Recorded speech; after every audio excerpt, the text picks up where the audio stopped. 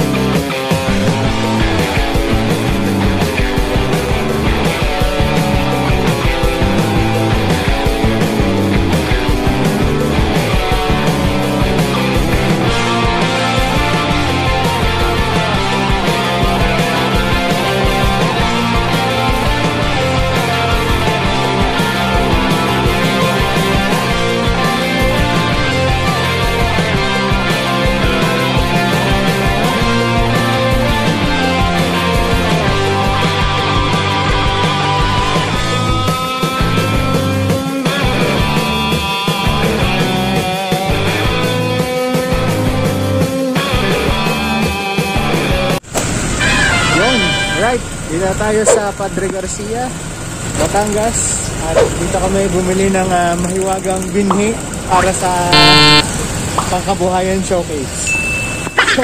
Palis na rin kami. Tinanggal ko muna yung helmet. So sa review ko sa helmet, dahil bago pa, medyo fit na fit pa. Medyo nananakit pa ng konti. Pero okay. Ayos. So ngayon, palis na at maghahanap ng kakainan sa Lipa. Right? Alam, bye-bye.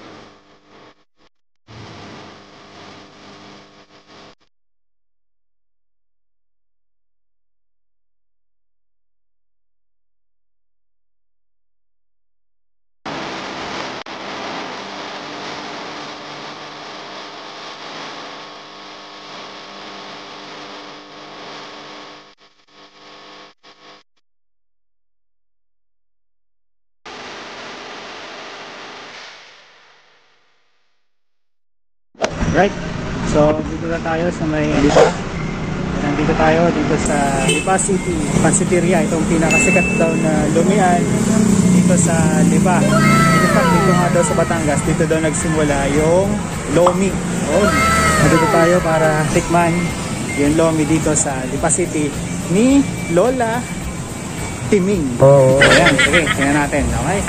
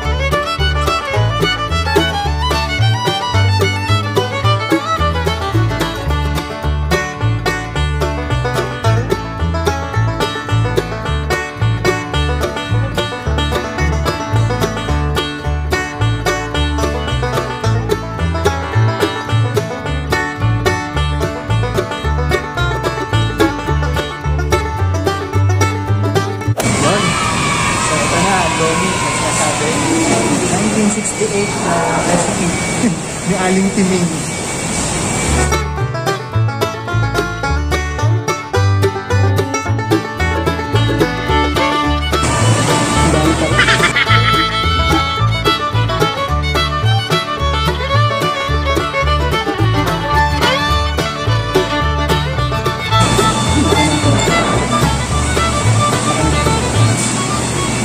Sila sa toyo. Yan na. Yan naman sa toyo.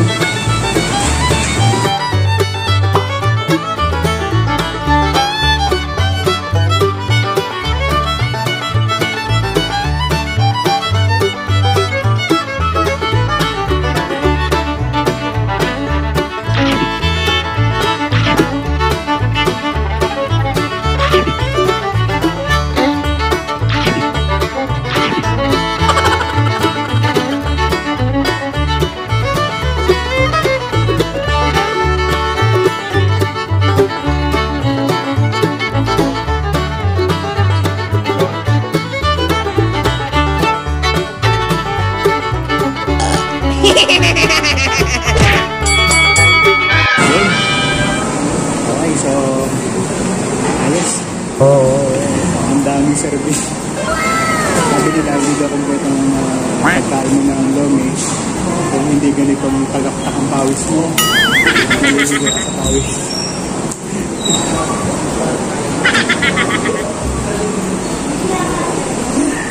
Ayos.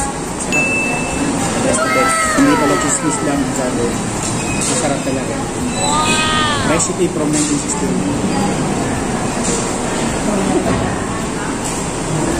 Sarap matulog.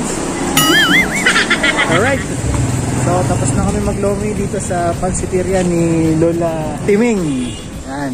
Totoo palang chismis na masarap daw ang Lomi dito. Kung saan nagmula 1968 recipe. Pauwi na kami. Tapos tutulog sa daan, huwag sa daan huwag sa daan tutulog. Okay, bye-bye.